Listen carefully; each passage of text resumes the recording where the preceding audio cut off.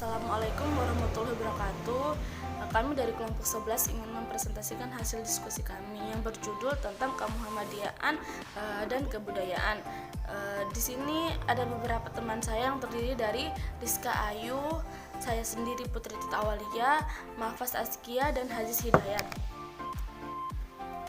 Di sini ada 4 pembahasan. Yang pertama, konsep dan strategi kebudayaan. Yang kedua, budaya lokal, global atau pop. Yang ketiga, strategi kebudayaan Muhammadiyah. Yang keempat, dakwah kultur Muhammadiyah. Yang pertama, saya akan membahas tentang konsep dan strategi kebudayaan. Pengertian kebudayaan. Kebudayaan atau budaya berasal dari bahasa Sangkerta yaitu budaya, yang merupakan bentuk jamak dari budi yang artinya budi atau lokal atau akal, sehingga budaya dapat diartikan sebagai hal yang bersumber atau dihasilkan dan berkaitan dengan akal pikir manusia. Selo Soemarzan dan Soelaman Soemar di dalam bukunya Setangkai Bunga Sosiologi mengartikan kebudayaan sebagai sarana hasil karya, rasa, dan cipta masyarakat. Pengertian ini selara dengan definisi Koenjaraningrat yang mengartikan kebudayaan sebagai keseluruhan sistem gagasan dan rasa, tindakan, serta karya yang dihasilkan manusia dalam rangka kehidupan masyarakat yang dijadikan milik diri manusia dengan belajar. Pengertian kebudayaan adalah suatu yang akan memengaruhi tingkat pengetahuan dan meliputi sistem ide atau gagasan yang terdapat dalam pikiran manusia, sehingga dalam kehidupan sehari-hari kebudayaan itu bersifat abstrak, perwujudan, berupa perilaku dan benda-benda yang bersifat nyata, misalnya pola pikir, perilaku, bahasa, peralatan hidup, organisasi sosial, religi, seni, dan lain-lain, yang kesemuanya ditujukan untuk membantu manusia dalam melangsungkan kehidupan bermasyarakat. Pengertian strategi kebudayaan, suatu usaha atau cara yang dilakukan manusia untuk memperkenalkan kebudayaan yang dimiliki dari satu tempat ke tempat yang lain, dari suatu organisasi, dari suatu kelompok ke kelompok yang lain, dengan mengenalkan kebudayaan setempatnya. Kebudayaan merupakan suatu yang berproses, learning proses, sebagaimana jalan manusia dengan kehidupan Shea van Porsen pada bagian awal buku. Strategi kebudayaan menjelaskan bahwa pada awalnya orang banyak berpendapat tentang konsep kebudayaan yang hanya meliputi segala manifestasi dari kehidupan manusia yang berbudi luhur dan bersifat rohani saja. Terwujudnya suatu kebudayaan dipengaruhi oleh sejumlah faktor, yaitu hal-hal yang menggerakkan manusia untuk menghasilkan kebudayaan, sehingga dalam hal ini kebudayaan merupakan produk kekuatan jiwa manusia sebagai makhluk Allah yang tertinggi. Kekayaan dan keanekaragaman sejarah kebudayaan manusia sangat sulit untuk digambarkan secara lengkap. Tetapi menurut Van Porsen, sejarah kebudayaan umat manusia ini dapat dipilih menjadi tiga tahap, yaitu yang pertama tahap mitis, yang kedua tahap ontologis, yang terakhir tahap fungsional. Selanjutnya akan dijelaskan oleh teman saya. Assalamualaikum warahmatullahi wabarakatuh. Baik, di sini saya akan melanjutkan presentasi dari presentator sebelumnya, yakni tentang budaya lokal, global atau pop. Pertama ini ada budaya lokal.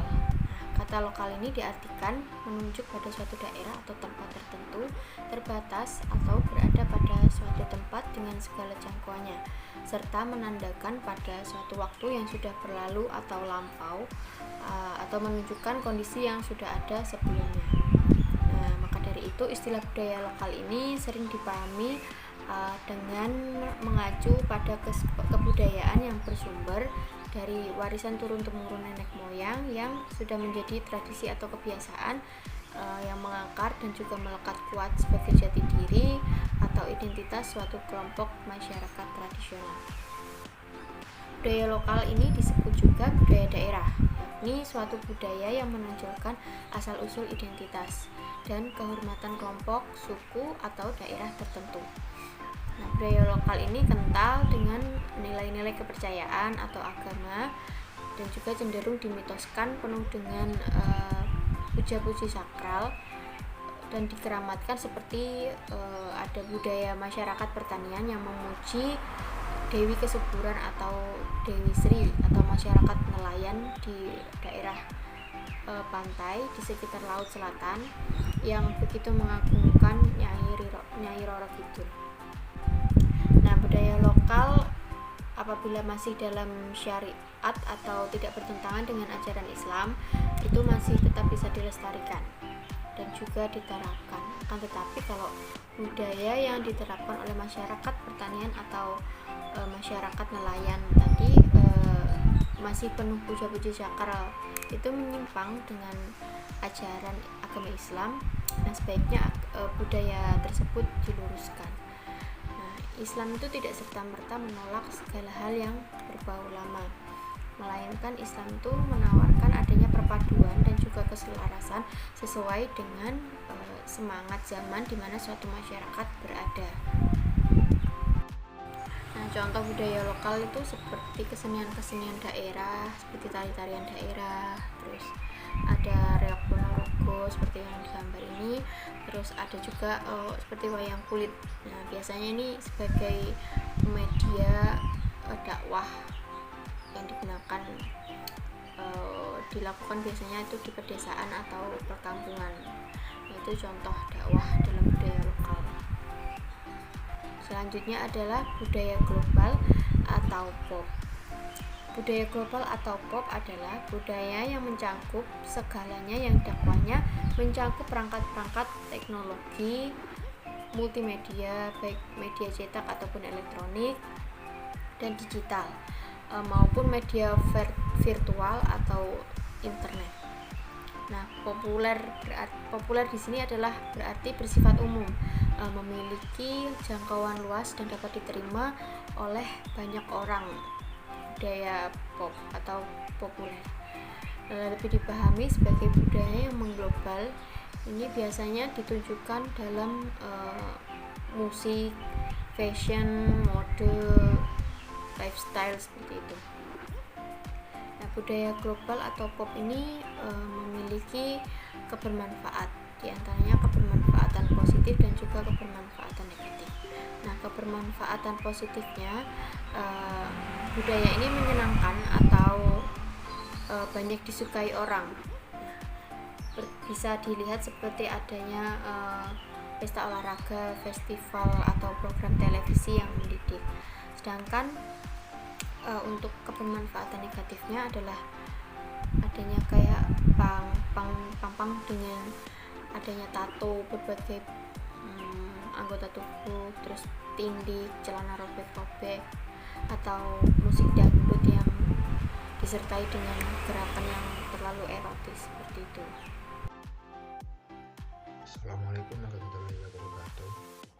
Saya akan melanjutkan presentasi dari presentator sebelumnya yang mengenai poin ketiga, strategi kebudayaan Muhammadiyah.